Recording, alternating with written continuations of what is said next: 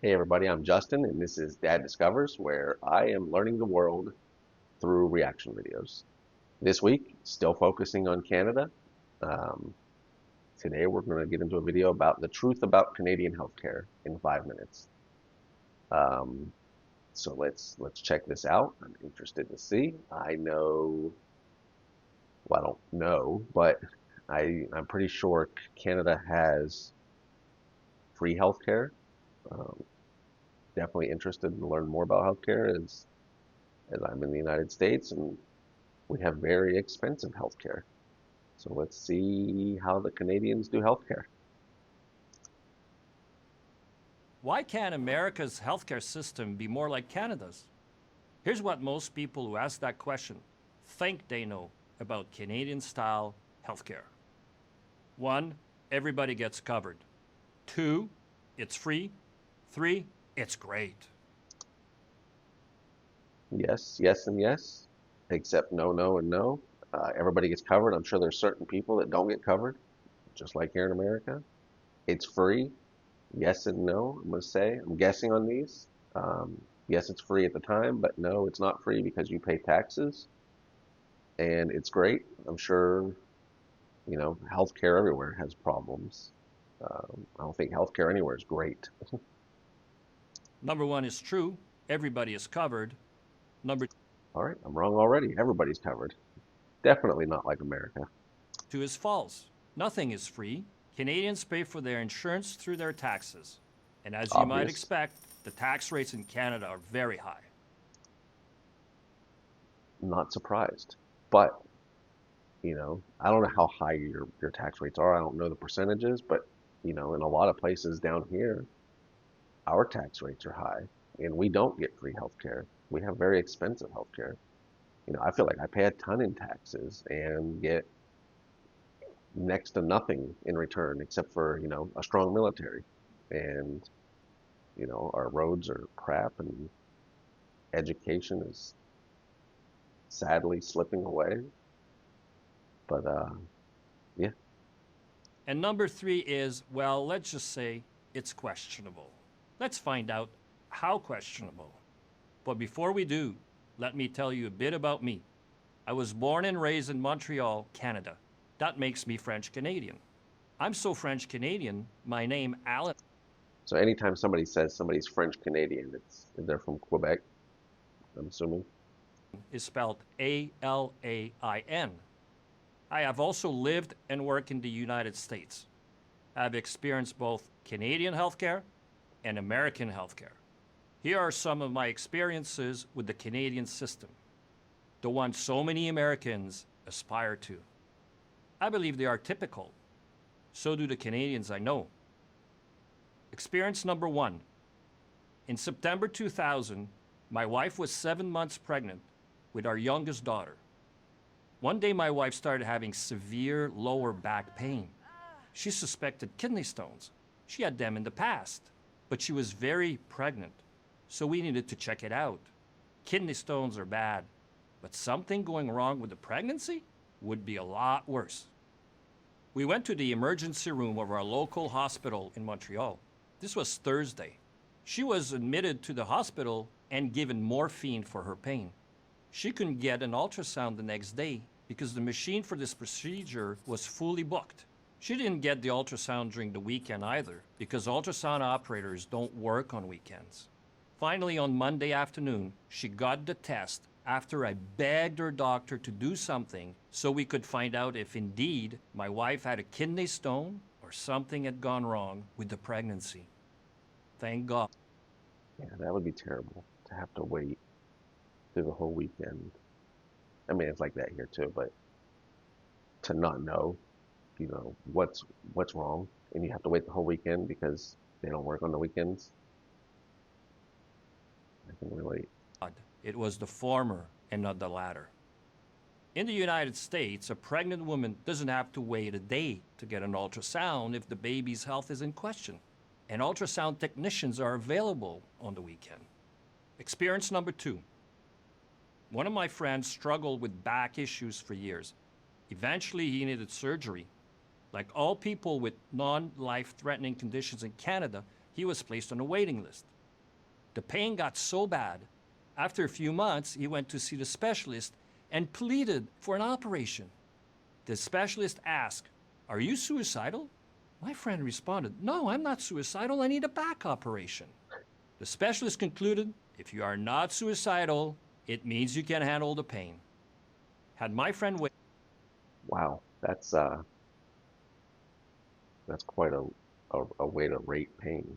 You know, you go to the hospital here and they're like, "What's your pain level from 1 to 10?" In Canada, it's "What's your pain level from it doesn't hurt so I'm ready to end it." That's crazy. his surgery would have been covered. Instead, he went to Florida and paid $20,000 out of his own pocket to have the surgery immediately. In the United States, if you're in terrible pain, you can get a back surgery within days. Experience number 3. Several years ago, So long as you have really good insurance or cash. I was diagnosed with polyps in my colon. Since I have a family history of colon cancer, I was advised to get a colonoscopy every year. I went to see my specialist in May to set up my next procedure. After a brief consult, he told me to book the colonoscopy with his secretary on my way out. She told me that the doctor could perform the procedure in November. Being used to long waiting times, I felt that was rather short. So I said, "Great, that works for me." She Let me guess, November of next year. replied, "Not this November, next November." In the United States, you can get a colonoscopy in a few days and certainly within a few weeks. That's true. But not everything's like that here. My wife has some medical stuff. She had a kidney transplant um, a couple years ago, and she has to go through tons of testing for stuff to make sure, it's still holding strong. And there's times when something looks bad or, the numbers are bad in her blood work and she needs a test. And sometimes it's months before the test gets, before the scheduled date, which it's crazy to me. And she has insurance, good insurance. So, yeah, it's crazy. Experience number 4. Just recently, a friend had a biopsy for prostate cancer. He had to wait 3 months to get the results. Yeah, that's not surprising here either. 3 months is a little long, but, I know people that have had biopsies and it's taken quite a while, not 3 months, but quite a while to get the results. Sadly, the test came back positive. The earliest he could have surgery was 3 months after receiving the diagnosis. Needless to say, cancer doesn't care about waiting lists. It grows and it spreads, sometimes beyond the point when treatment can be effective. I pray that my friend gets treated in time. In the United States, you don't have to wait 3 months to get the results of a biopsy, or wait 3 months after that to get surgery if you need it. Yeah, usually not surgery. Like I said, it could take a little while to get the results back from the biopsy, but if it comes back bad, typically they can schedule it, fairly quick, the surgery. But here's the good news. And that I don't know about cancer. Like I'm sure cancer is more high priority, but I'm talking with other things. Canadian hospice care is first rate, caring and compassionate. Once you're terminal, they take very good care of you. That's the Canadian system for you. And that's what you aspire to? I can tell you who will be really bummed out if you adopt it. Canadians. When we're in trouble, we know where to go. The USA. Don't go the Canadian route, America. Make your healthcare system better, not worse. As our great Canadian singer-songwriter Joni Mitchell says in one of her most famous songs, "You don't know what you've got till it's gone." I'm Alain Lambert for Prager University. But what about money? If a Canadian has to come to the United States for a procedure because it's just taking too long in Canada, how do you pay for it? Does your insurance carry down here? or you have to pay cash. Because I mean, even if you pay cash, or you're talking, depending on the procedure, it could be astronomical. My daughter just had a baby a few months ago, and she was just telling me the other day that she got the bill in the mail with a statement saying the total amount due was like $56,000.